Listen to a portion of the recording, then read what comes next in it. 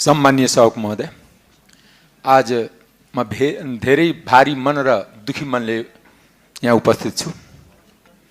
आज राति 2:05 मा सर्लाही निर्वाचन क्षेत्र नम्बर 4 का युवा विवेक मण्डल को अस्ति पेट्रोल छर्केर आत्मदाह गर्दाखेरि कीर्तिपुर वन अस्पतालमा मृत्यु भयो।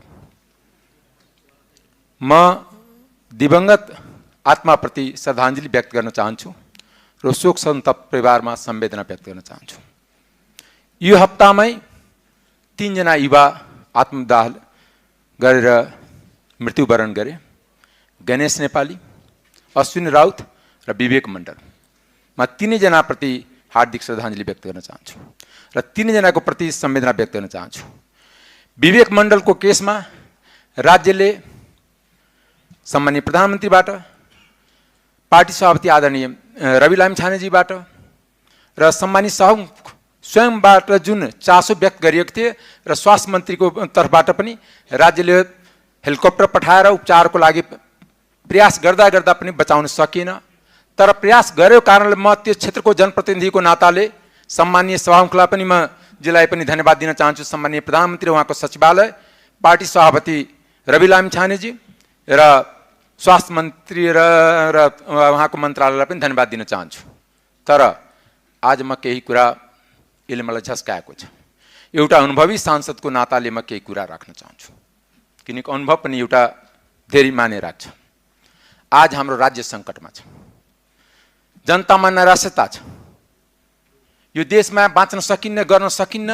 यो भाषा निर्माण यो संसदबाट कम्ती नगरौँ। म करबद्ध प्रार्थना गर्छु कि सम्पूर्ण राजनीतिक दललाई, संसदमा प्रतिनिधित्व गर्ने सम्पूर्ण राजनीतिक दल र संसद बाहिर प्रतिनिधित्व गर्ने राजनीतिक दललाई हामी यसलाई घोचपेचको विषय नबनाऊ। राज्य रह्यो भने, जनता रह्यो भने, लोकतन्त्र रह्यो भने फेरि हामी राजनीति गरौँला। कोही सत्ता पक्षमा होला, कोही प्रतिपक्षमा होला। सत्ता र प्रतिपक्ष थाहै होइन। यो निरन्तरता छ। को जो आज सत्तामा छ भोलि प्रतिपक्षमा होला, जो हिजो सत्ता पक्षमा थियो आज प्रतिपक्षमा छन्। तर जनता र लोकतन्त्र समाप्त भयो भने हामी कहीँको नरहौँला। आज देशमाथि सङ्कट छ, आज जनतामाथि सङ्कट छ। चारैतिर व्यवसायीदेखि लिएर, नागरिकदेखि लिएर, युवादेखि लिएर विद्यार्थीसम्म निराशा छ। हामी निराशा नबाटौँ, हामी यसको समाधान गरौँ। बरु मिल्छ भने समाज जिल्लामा आग्रह गर्न चाहन्छु, यहाँ उपस्थित संसदभित्र उपस्थित तमाम दललाई एकजुट पारौँ, राष्ट्रिय मुद्दा तय गरौँ। जनतालाई भने हामी सम्पूर्ण दल मिल्यो भने मात्र यो राष्ट्र बाँच्न सक्छ, यो संविधान बाँच्न सक्छ, यो देशको लोकतन्त्र बाँच्न सक्छ र देशको नैराश्यता हट्न सक्छ। देश निर्माणको जिम्मा लिएर हामी सबै यहाँ उपस्थित भएका छौँ।